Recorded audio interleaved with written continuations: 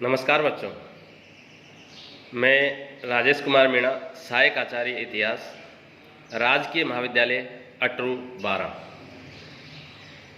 बच्चों, आज हम बीए प्रथम वर्ष के पेपर प्राचीन भारत के इतिहास के टॉपिक कालीबंगा का अध्ययन करेंगे। कालीबंगा की सभ्यता की क्या विशेषताएं थी, इसके बारे में विस्तार से जानेंगे। कालीबंगा की सभ्यताओं में जो पहली विशेषता है वो नगर एवं भवन निर्माण। उत्खनन से यह स्पष्ट हो गया है कि कालीबंगा का यह क्षेत्र और उसकी सभ्यता किसी विशेष शैली के अनुरूप निर्मित हुई थी, जिससे हड़प्पा तथा स्थानीय विशेषताओं का समुचित समन्वय हो गया था। मकानों की कतारों के मध्य से सड़कें और गलियां हैं जो उत्तर से दक्षिण तथा पूर्व से पश्चिम की ओर जाती हैं। सैंधव सभ्यता की नगर निर्माण कला में हमें यह विशेषता दिखाई देती है। यह लंबे चौड़े और साफ सुथरे मार्ग थे जिनकी चौड़ाई 5 से 5.5 मीटर दिखाई देती है। सड़कों को पक्का बनाने की पद्धति का प्रचार भी यहाँ दिखाई देता है। इससे यह बात स्पष्ट हो जाती है कि आदि ऐतिहासिक काल में यहाँ एक निश्चित नगर निर्माण योजना विकसित हो चुकी थी। यहाँ मकान मिट्टी की ईंटों से बनाए जाते थे। मिट्टी की ईंटों का आकार पर्याप्त था। ईंटों की चुनाई करने के बाद सामान्यतः 4-5 बड़े कमरे, एक दालान और कुछ छोटे कमरे होते थे। कमरों की फर्श को चिकनी मिट्टी से लीप दिया जाता था। मकानों के प्रवेश द्वार के आसपास चबूतरे बने हुए थे। 1-2 मकानों में पकाई गई ईंटों के फर्श भी दिखाई देते हैं। इससे अनुमान लगाया जा सकता है कि संपन्न लोग अपने मकानों को पकाई गई ईंटों से पका दिया करते थे, जबकि साधारण लोग चिकनी मिट्टी से लीपकर फर्श बना लेते थे। मकानों से गंदा पानी निकालने की नालियाँ और मकानों के बाहर बड़े बड़े गड्ढों में विशेष प्रकार के गोलाकार भांड एक दूसरे पर लगाकर रख दिए जाते थे और इन भांडों से बहने वाले पानी को जमीन सोख लेती थी। इससे ज्ञात होता है यहाँ के लोग भी जन स्वास्थ्य एवं सफाई के बारे में काफ़ी जागरूक थे। दूसरी विशेषता खेत।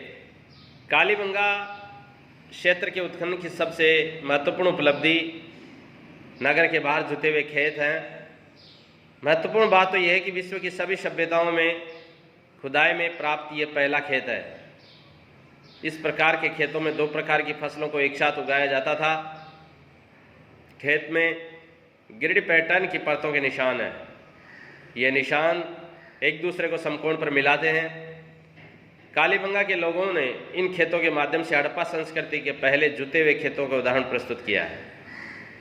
संस्कृत साहित्य में उल्लेखित बहुधान्य कारक क्षेत्र भी यही था। गेहूं और जौ की फसल यहाँ पर उगाई जाती थी। तीसरी विशेषता